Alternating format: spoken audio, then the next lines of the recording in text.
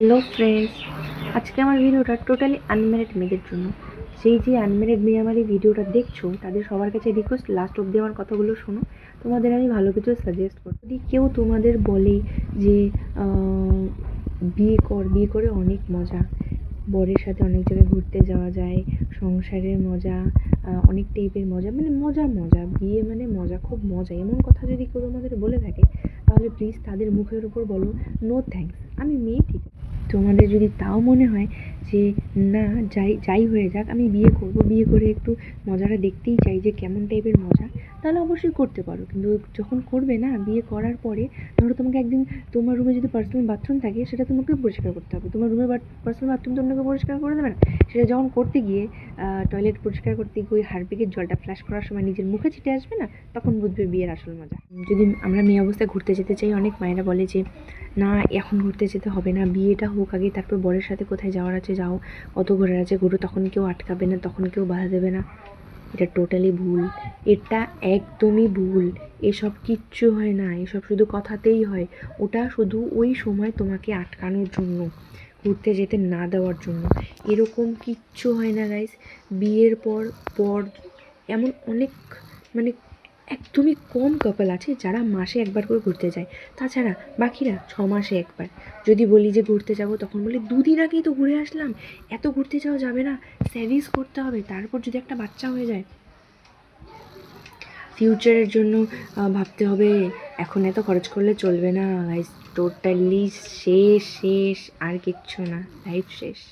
বিয়ে মানে আর কিচ্ছু না, লাইফ ঝান্ড, টোটালি লাইফটা ঝান্ড। ওই যে বলে না চলতি বাক্য একটা, যে শাদি কা লাড্ডু जो খায় ও পস্তায়, जो না খায় ও ভি পস্তায়। অনেকে আবার এটা শুনে বলে যে তাহলে আমি খেয়েই পস্তাবো। না, এটা করো না। তোমার পস্তানো আছে, তুমি না খেয়ে পস্তাও, অনেক বেটার। আমি যা ভালো মনে করি, না খেয়ে পস্তানো বেটার। খেতে হবে না, শেষ হয়ে যাবে একদম। মেয়ে আছে আবার যাদের মুখে শুনতে পাই যে আমি বিয়ে করব সুন্দর সুন্দর ফটোশ্যুট করার জন্য, বউ সেজে ফটোশ্যুট করব, গায়ে হলুদের শ্যুট করব, অধিবাসের শ্যুট করব।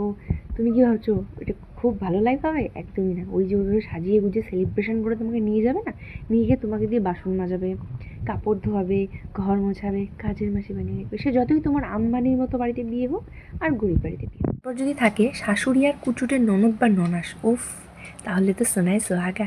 এই যদি বর তোমার কথায় উঠে বসে, তখন বলবে আমি ছেলেটাকে ছোটো থেকে এত বড় করলাম, আর 2 দিন হলে এসে তুমি আমার ছেলেটাকে আমার কাছ থেকে কেড়ে নিলে, এটা পারলে করতে?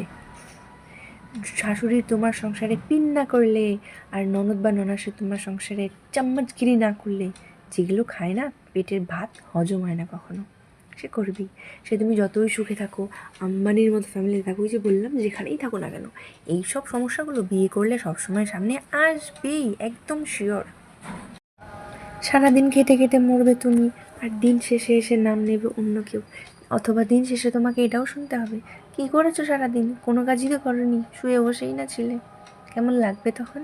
নিজের বাড়িতে শোনা যায়, অন্য কোনো বাড়িতে কাজ করার পর না এইসব একদম শোনা যায়। পুরো গোষ্ঠীর কাপড় ধুয়ে ধুয়ে যখন হাতের ছাল চলে যাবে, বাসন মাজতে মাজতে যখন নখ ভেঙে যাবে, তখন বুঝবে বিয়ের আসল মজা। তখন মনে পড়বে মেয়ে লাইফটা আমার কতটাই না ভালো ছিল। এর জন্য আমি তোমাদের সবাইকে সাজেস্ট করছি, যারা আনম্যারিড আছো, শুনে রাখো ভালো করে, বিয়ে করো না, যতদিন পারো সিঙ্গেল থাকো। সিঙ্গেলও থাকতে হবে না, তুমি রিলেশন চালিয়ে যাও, রিলেশন চালাও, বিয়ে করো না। সত্যি অনেক জ্বালা, জীবনটা একদম শেষ হয়ে যাবে। ধনেপাতা পেটে পেটে চেটে চেটে খাবে।